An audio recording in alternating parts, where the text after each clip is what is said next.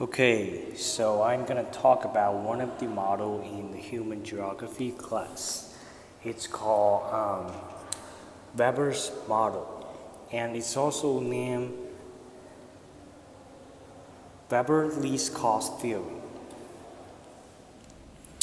So the best way to define this model is by saying that Alfred Weber formulated a theory of industrial location in which an industry is located where the transportation costs of raw materials and the final products is a minimum.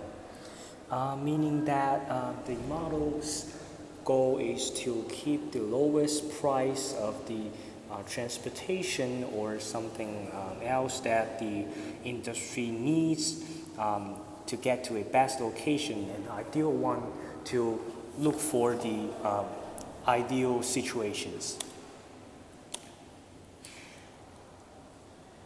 To really get to know about this model, we have to know just a little bit about the inventor and the geographer of this model. The inventor is named Alfred Weber. He started his academy career in Germany as an economist first, then became a sociologist, and this may be the reason that he was so good at combining economy and geography. He is renowned for, particularly in economics, the regional science for the early models of the industrial location, which we're going to talk about the Weber model. Okay, so the final purpose is that this model is used to predict the location of an industrial, or we can say usually the factory, in order to reach the least costs, including the relative transportation costs, the labor costs, and the automation costs. So, no model is 100% pragmatic. So every model has to be based on certain assumptions or the to start from. So the assumption that this model adopts is the moderate level business operation of the firms, meaning that each business company or firms that get involved in this model should be running in a moderate level, meaning they are not getting so wealthy or not getting extremely poor. So that's the formation. And no part of economy growing situation, meaning the area that gets involved in this model should be pretty average. Like the growing mode of economy should not include certain extreme levels. Insufficient amount of the raw materials in the sites, meaning there's going to be an infinite amount of raw materials provided for the firms for whatever production or further processing. And certain areas should not be culturally and geographically diverse. That's mean in the location or the areas that's surrounded by this model should not be a culturally geography diversity. So if these four situations are met, this model is on the way.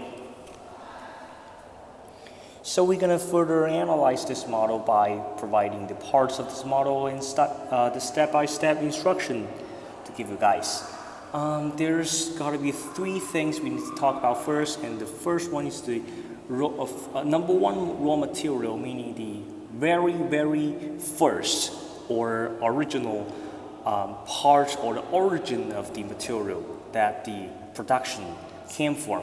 And the second is the number two raw material, meaning there's a maybe the process, the processing of the certain production that needs, and it's a secondary raw material. And the third one is the market, which usually where people trade things.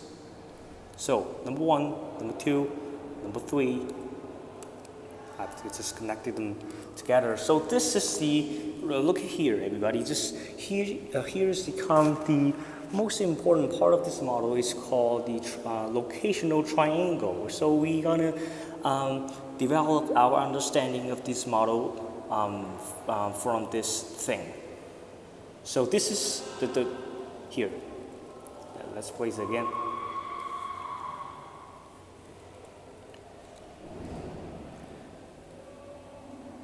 So the red spot here represents the marketplace. So the marketplace, why has it to be here? So let's analyze it. Because this is the path between the marketplace and number 1 raw material site is the most expensive one.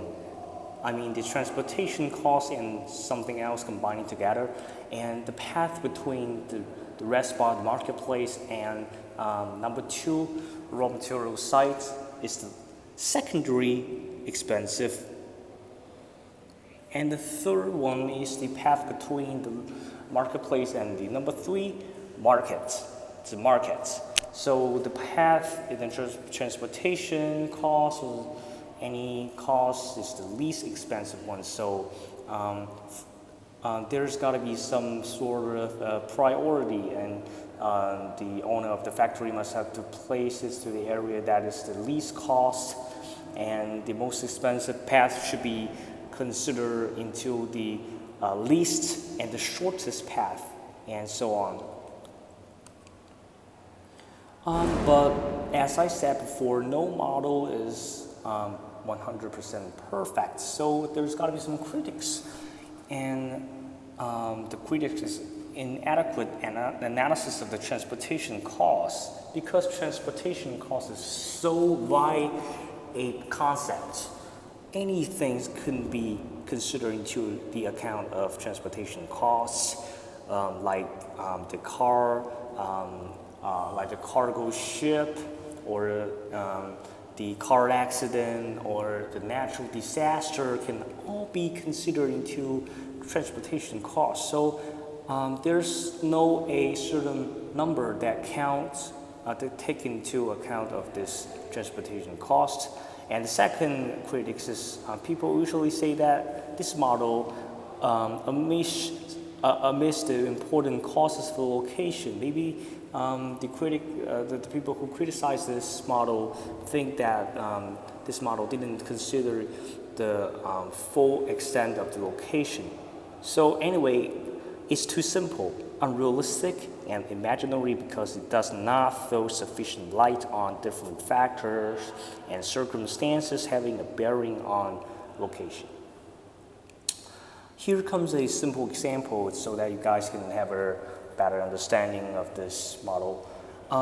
The blue spot here represents the sites of iron, or maybe the coals, excuse me. And the coal site mainly concentrate in this part of the China, which is near the blue spots.